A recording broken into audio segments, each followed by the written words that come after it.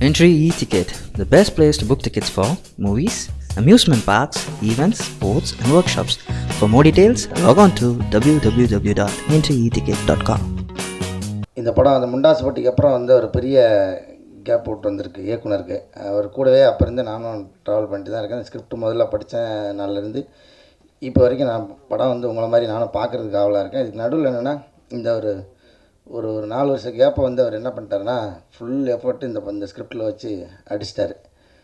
செம்மையாக வந்திருக்குன்னு நம்புகிறேன் நான். அதை தாண்டி வந்து இந்த இந்த இன்பிட்வீன் கேப்பில் வந்து அவர் பயங்கரமாக கஷ்டப்பட்டார். ஏன்னா அந்த முண்டாசுப்பட்டி காமெடி டைரக்டர் அப்படின்ற ஒரே ஒரு வட்டத்துக்குள்ளே இல்லாமல் கொஞ்சம் ஜென்ரலான ஒரு டைரக்டர் ஆகணும்னு நினச்சதுக்கு தண்டனை இந்த 4 வருஷம் ஆயிடுச்சு.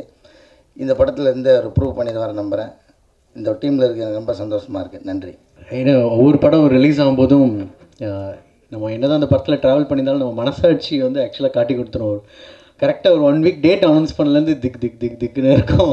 ஏன்னா நம்ம கன்ஃபார்மாக ரொம்ப நாள் ட்ராவல் இருக்கும், கண்டிப்பாக ஓடணும் அந்த மாதிரி மைண்டில் இருக்கும். பட் லாஸ்ட் இயர் வந்து நான் இப்போது ராம்கிட்ட அப்புறம் இவர் விஷ்ணு சார்கிட்ட பேசிட்டு இருக்கும்போது கூட சொல்லிகிட்டு இருந்தேன். கிட்ட வரும்போது எனக்கு லாஸ்ட் இயர் ஆரம் தீரன்லாம் வரும்போது ரொம்ப ரிலாக்ஸ்டாக இருந்தேன். இல்லை கன்ஃபார்மாக அந்த ஒரு ஹார்ட் பீட் அடிக்கவே இல்லை. பிகாஸ் ஏன்னா நமக்கு தெரியும் அந்தளவுக்கு ஒரு கான்ஃபிடென்ஸ் இருக்கும் அந்த ப்ராஜெக்டில், நம்மளையும் அறியாமல் வரும். இப்போ ராட்சசனில் அந்த மாதிரி இருக்குது. அந்த மாதிரி ஒரு ப்ராஜெக்ட் எனக்கு இப்போ கொடுத்ததுக்கு இப்போ ஹோல் டீம்க்கே thanks, director, producers and everyone. And first script படிக்கும்போது இதை இப்படியே கரெக்டாக எடுக்க முடியுமா அப்படின்னு கேட்டிருந்தேன். அண்ட் ஸ்க்ரீனில் பார்க்கும்போது அது அப்படியே ரிஃப்ளெக்ட் ஆயிருந்துச்சு. என்ன performance and Vishnu sir and இவர் முனிஷ்காந்த் சார் அண்ட் யூனோ காளி வெங்கட் எல்லாருமே ஒரு நெக்ஸ்ட் லெவலில் இருக்கும் பர்ஃபார்மன்ஸ் எல்லாமே. அண்ட் ஏன்னா அந்த பர்ஃபார்மன்ஸ் தான் பேக்ரவுண்ட் ஸ்கோருக்கு நமக்கும் ஒரு கிக் க்ரியேட் பண்ணும்.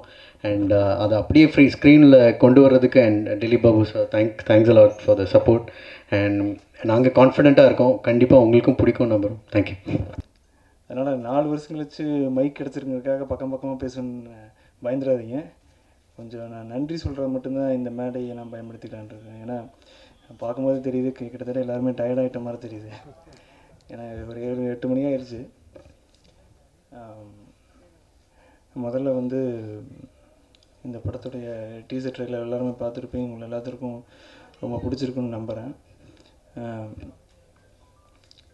இதில் அது மட்டும் இல்லாமல் இன்றைக்கி வந்து டீசர் ட்ரெயிலர் பார்த்துட்டு எல்லாத்துடைய கமெண்ட் ஃபீட்பேக் பார்க்கும்போது எனக்கு ரொம்ப பெரிய ஒரு நம்பிக்கை இருக்குது. இந்த படம் வந்து நம்ம பயப்பட தேவையில்லை அப்படின்னு.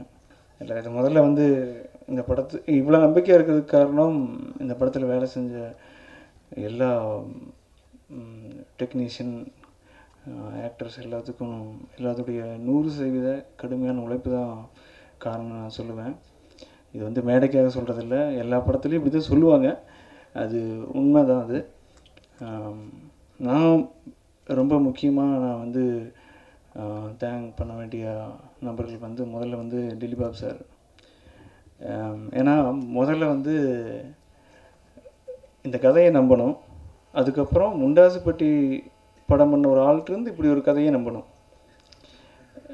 ஏன்னா முண்டாசுப்பட்டி படம் பார்த்துட்டு நிறைய தயாரிப்பாளர்கள்கிட்ட போய் நான் கதை சொன்னேன். அது உண்மை தான். கிட்டத்தட்ட சொல்லும்போது சரி ஓகே முண்டாசுப்பட்டி டைரக்டர் வர சொல்லுப்பா அப்படின்ட்டுருவாங்க. நான் போய் உட்காந்துருவேன். சார் கொஞ்சம் சீரியஸான கதை அப்படிம்பேன். சொல்லுங்கள் அப்படிம்பாங்க. அப்புறம் எடுத்தோன்னா ஓப்பன் பண்ணோன்னா ஒரு ஆற்றங்குறையாரும் ஒரு டெட் பாடி கிடக்கும் அப்படின்னு. காமெடி மர்டர் மிஸ்ட்ரி அப்படின்னு கேட்டாங்க. இல்லை கதை கேளுங்க அப்படின்னு. அவங்க கொஞ்சம் சரி கொஞ்சம் பேய் படங்கள்லாம் கிண்டல் பண்ணி அந்த பேய் படங்களில் காமெடி இருக்கிறாங்களே, அது மாதிரி ஒரு மர்டர் மிஸ்ட்ரி காமெடி எடுப்பாங்க போல இருக்குன்னு தான் கடைசி வரைக்கும் நம்பிட்டு இருந்தாங்க. கடைசி வரைக்கும் முனிஷ்காந்த் வந்து டான்ஸ் ஆடல, காமெடி பண்ணல. காளி வந்து கமெண்ட் பண்ணல. விஷ்ணு சார் வந்து காமெடி பண்ணல. அது அந்த மாதிரி தான் கதை எதிர்பார்த்தாங்க. அந்த மாதிரி எதுவுமே நடக்காத போது அவங்களுக்கு கொஞ்சம் அதிர்ச்சி ஆயிடுச்சு. இது வந்து நம்பலாமா வேண்டாமா, இது இவன் பண்ணிடுவானா. ஏன்னா அவங்களால வந்து கதை நல்லாலின்னு சொல்ல முடியல. பண்ணலான்னு சொல்ல முடியல அவங்களால. என்ன பண்ணுறதுன்னு தெரியாமல் சரி நாங்கள் 2 நாள் யோசிச்சு சொல்லுவேன்னு சொல்லுவாங்க. எல்லாருமே அப்படி தான் சொன்னாங்க. கிட்டத்தட்ட மேக்ஸிமம் அப்படி தான் சொன்னேன். நான் ஒரு 20 தயாரிப்பாளர்கிட்ட கதை சொல்லியிருக்கிறேன், ஒரு 17 ஹீரோக்கிட்ட கதை சொல்லியிருக்கிறேன். இது எல்லாத்துக்குமே வந்து என்னென்னா அதுதான் காமெடி பண்ண ஒரு படம் பண்ண ஒரு இயக்குனர்கிட்டருந்து இப்படி ஒரு கதை வந்து யாருமே எதிர்பார்க்க மாட்டாங்க. இப்போ நானே வந்து ஒரு தயாரிப்பாளராக இருந்தால் கொஞ்சம் நானும் யோசிக்க தான் செய்வேன். அது ஏன்னா அப்படி ஒரு கதை அது அவ்வளோ அநியாயத்துக்கு சீரியஸாக இருக்கும். ஆனால் தயாரிப்பாளர் டெலிவர் சார் வந்து என்னோடய முந்தைய படத்தை அந்த படத்தோடு நிறுத்திட்டார். இந்த படத்துக்கு ஒரு படம் பண்ண இயக்குனர் அப்படிங்கிற ஒரு நம்பிக்கையில் தான் வந்து கதை கேட்டார். அவருக்கு ரொம்ப கதை பிடிச்சிருந்தது. அந்த நம்பிக்கை வந்து தான் இந்த படத்தை நான் இவ்வளோ தூரம் நல்லா பண்ணுறதுக்கு ஒரு காரணம். விஷ்ணு சாருக்கு வந்து நான் நன்றி சொல்லிக்கிறேன். ஏன்னா அவரும் அதே தான், அவருக்கும் சொல்கிறது தான், அவர் இந்த கதையும் என்னையும் நம்பினதுக்கு. அவர் மற்ற கதாநாயகர்கள் போல் இல்லாமல் என் மேலே கொஞ்சம் நம்பிக்கை வச்சுருந்தார். கண்டிப்பாக இந்த படத்தை பண்ணிடுவான் போல தான் தெரியுது. பண்ணி தான் பார்ப்போமே அப்படிங்கிற மாதிரி பண்ணியிருக்காரு. ஆனால் நான் காமெடியாக சொன்னாலும் அது வந்து அவருடைய உழைப்பை நீ கண்டிப்பாக திரையில் பார்த்துட்டு கண்டிப்பாக ஆச்சரியமாக பேசுவீங்க. அந்த ப்ரெஸ் மீட் வந்து ப்ரீவியூ ஷோ வந்து ப்ரெஸ் ஷோ வந்து கண்டிப்பாக போடுவாங்க நம்புகிறேன். அந்த அன்னைக்கு நம்ம எல்லோரும் இதே மாதிரி ஒரு மீட்டிங் இருந்ததுன்னா எனக்கு சந்தோஷமாக இருக்கும். ஏன்னா இப்போ வந்து நான் அப்படி படம் பண்ணியிருக்கிறேன், இப்படி படம் பண்ணியிருக்கிறேன், இவ்வளோ நல்லா நடிச்சிருக்காங்க, மியூசிக் அப்படி பண்ணியிருக்காங்க, எடிட்டிங் நல்லா பண்ணியிருக்காங்க, கேமரா நல்லா பண்ணியிருக்காங்கன்னு சொல்லலாம். எல்லாருமே சொல்கிறது அது உங்களுக்கு டயர்ட் ஆக்கிடும். திரும்ப திரும்ப எல்லா படத்துலையும் இதையாக சொல்கிறீங்க அப்படிங்கிற மாதிரி இருக்கும். ஆனால் படம் பார்த்துட்டதுக்கப்புறம் பேசுனா கண்டிப்பாக அதில் ஒரு நம்பிக்கை இருக்குது உங்களுக்கு. ஆமாப்பா பண்ணது நல்லா தான் பண்ணியிருக்காங்க அப்படின்னு. அதுக்கப்புறம் வேறு என்ன, அவ்வளோதான். எல்லாருக்கும் நன்றி. ஒரு நிமிஷம், ஏன்னா இந்த படம் வந்து ஒரே ஒரு விஷயம் சொல்லிக்கிறேன், தயவுசெய்து இருங்க. இந்த படத்துக்கு கிட்டத்தட்ட ஒரு 4 வருஷ பயணம் இருக்குது. அது வந்து நான் அதை மறைச்சிக்கிட்டு தான் பேசிகிட்டு இருக்கேன். ஏன்னா வந்து அவ்வளவு ஒரு கஷ்டமான பயணம். இந்த பயணத்தில் எங்கூட பயணம் செய்த எல்லாருக்கும் என்னுடைய நன்றி. இது அக்டோபர் 5 வந்து அந்த பயணம் வந்து வெற்றியடையுமா இல்லையாங்கிறது தெரியும். ஆனால் ஒரே விஷயம், நான் இந்த படத்தை தேட்டரில் போய் பார்க்குற யாரையும் ஏமாற்றாது. அதுக்கு 100% நான் வந்து உறுதியாக சொல்கிறேன். பத்திரிகை துறை நபர்களுக்கு என்னுடைய நன்றி, வணக்கம். புரியுது கைதட்டும் போதே புரியுது. நான் முடிச்சுக்கிறேன். ராட்சசன் வந்துட்டு மரகந்தானியம் ஷூட்டிங் ஆரம்பிக்கும் போது ஆக்சிடெண்ட்டாக நான் ராமா மீட் பண்ண ஒரு சான்ஸ் கிடச்சிது. மரகந்தானியம் டைரக்டரோட ஃப்ரெண்ட்ஸ், தேர் ஆல் ஃப்ரம் எல்லாம் ஒரே ஊர்லேருந்து வந்தவங்க. ஸோ என்கிட்ட பேசினார், இந்த கதை சொன்னார். பேசிக்கலாக நான் உங்ககிட்ட ஷேர் பண்ணிக்கிட்ட மாதிரி முன்னாடி த்ரில்லர், க்ரைம் இந்த மாதிரி ஜேனலாம் எனக்கு ரொம்ப ரொம்ப இன்ட்ரெஸ்ட். ரொம்ப ஆர்வமாக இருக்கும்ல, நம்மளே ஒரு அன்எக்ஸ்பெக்டட் திங்ஸை நம்ம ஃபேஸ் பண்ணும்போது லைஃப்பில் வந்துட்டு ஒரு த்ரில்லிங்காக இருக்கும், த்ரில்லிங் எக்ஸ்பீரியன்ஸ், ஆர்வம். இது வந்து I like, basically I like இந்த மாதிரி விஷயங்கள். ரொம்ப க்ரைம் நாவல்ஸ் படிப்போம் ஸோ நம்ம ஊர்லேருந்து. ஸோ அந்த கதை அவர் சொல்லும் போதுட்டு எனக்கு ரொம்ப சர்ப்ரைசிங்காக இருந்தது. முண்டாசுப்பட்டின்னு ஒரு ஃபுல் அண்ட் ஃபுல் காமெடி படம் எடுத்துகிட்டு எப்படி நீங்கள் இந்த மாதிரி கதைக்கு ஜம்ப் பண்ணுறீங்க, இப்போ ஆர் யூ கான்ஃபிடென்ட், உங்களால் பண்ண முடியுமா அப்படின்னு விட்டு கேட்கும்போது, இல்லை சார் நான் இண்டஸ்ட்ரிக்கு வந்ததே வந்து ராட்சசன் எடுத்துகிட்டு தான், இந்த படத்தை எடுத்துகிட்டு தான் நான் வந்தேன். பட் எனக்கு வந்து மோஸ்ட்லி சொன்னது வந்து காமெடி படம் எடுத்துட்டிங்கன்னா சேஃப், ஸோ உங்களுக்கு எந்த ரிஸ்க்கும் இல்லை. இப்போது காமெடி படம்னாலே ஒரு ஆஃப் சக்ஸஸ் நமக்கு கிடச்சிரும்.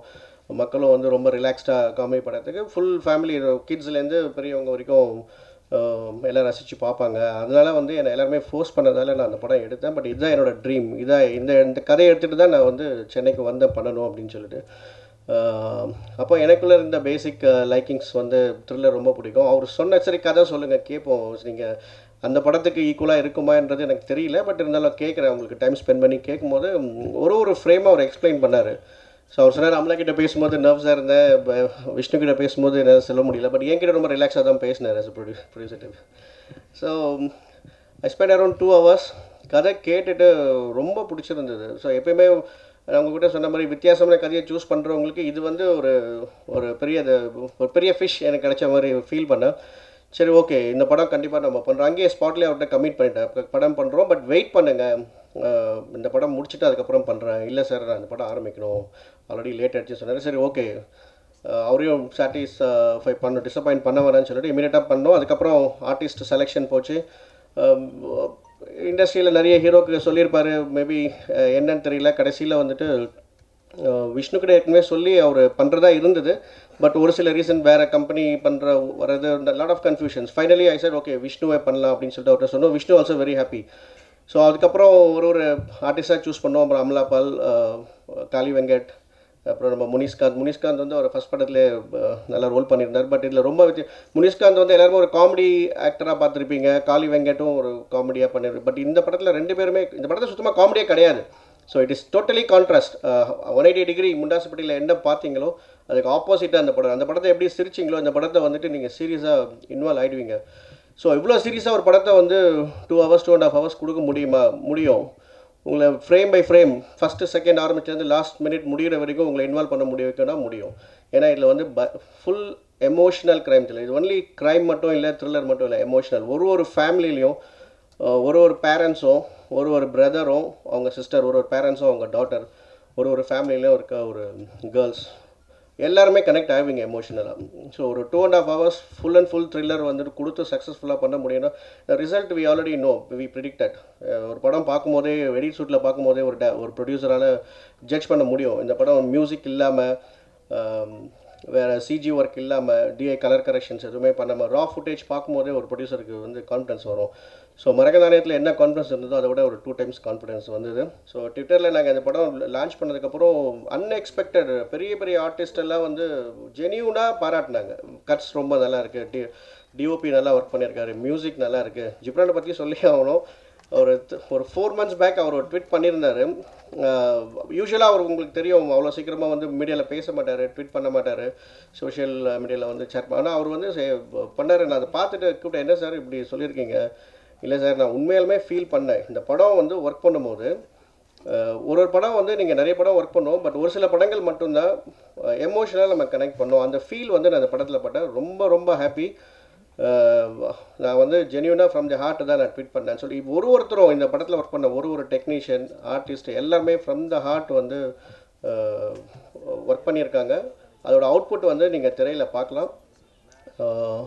I think I thanked every one. யாராவது ஒருத்தர் 2 பேர் மிஸ் பண்ணியிருந்தோன்னாக்கா திருப்பி அவங்களுக்கு நான் தேங்க்ஸ் சொல்லிக்கிறேன்.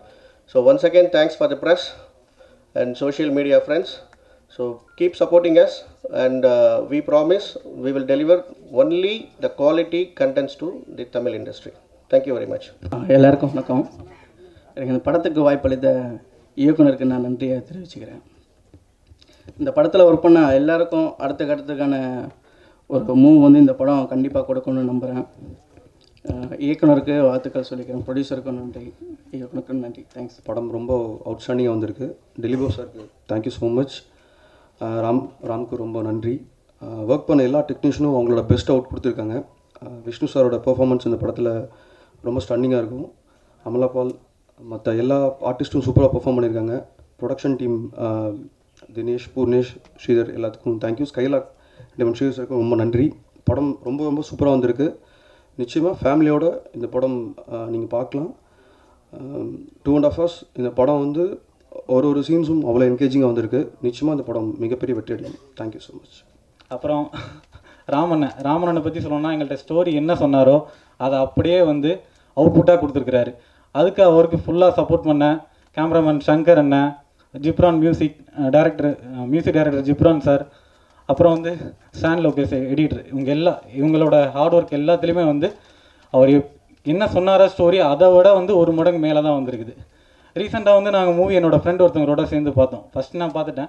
அதுக்கப்புறம் வந்து ஸ்டோரியே கேட்காத ஒருத்தரை கூட்டிகிட்டு போய் இப்போ மூவி ரீசெண்டாக பார்த்தேன். அவர் சொன்ன விஷயம் என்னென்னா, ஃபஸ்ட் ஹாஃப் எப்படி இருக்குன்னு கேட்டேன். முடிஞ்சோடனே படம் சூப்பராக இருக்குது அப்படின்னாங்க. செகண்ட் ஹாஃப் முடிஞ்சோடனே எப்படி இருக்குன்னு கேட்டேன். ரொம்ப சூப்பராக இருக்குன்னாங்க. இதே அவுட்புட் தான் October 5th எல்லார்ட்டையும் வரும்னு நினைக்கிறேன். விஷ்ணு சார் ரொம்ப சூப்பராக இந்த மூவியில் வந்து ஆக்ட் பண்ணியிருக்கிறாரு. படம் ஃபுல்லாக வந்து அந்த எமோஷன்ஸ், அந்த த்ரில், சஸ்பென்ஸ் எல்லாமே இருக்கும். நீங்கள் ஆடியன்ஸ் நல்லா என்ஜாய் பண்ணுவாங்க. ரொம்ப தேங்க்யூ சார். Thank you sir. படம் ரொம்ப நல்லா வந்திருக்கு. அந்த படத்தை வாய்ப்பு கொடுத்த ப்ரொடியூசருக்கும் அண்ட் டேரக்டருக்கும் ரொம்ப நன்றி. படத்தில் இருக்கிற எல்லோரும் நல்லா ஒர்க் பண்ணியிருக்காங்க. படம் உண்மையிலே ஒரு ஃபுல்ஃபில்லாக சொன்ன மாதிரி ஸ்ரீதர் நான் சொன்ன மாதிரி தான். ஃபஸ்ட் ஹாஃப் பார்த்துட்டு ரொம்ப நல்லாயிருக்கும், செகண்ட் ஹாஃப் பார்த்துட்டு அவுட்ஸ்டாண்டிங்காக இருக்கும். ரிப்போர்ட் டெஃபினட்டாக வரும். கண்டிப்பாக நீங்களும் அதை என்ஜாய் பண்ணி நினைக்கிறேன். தேங்க்யூ.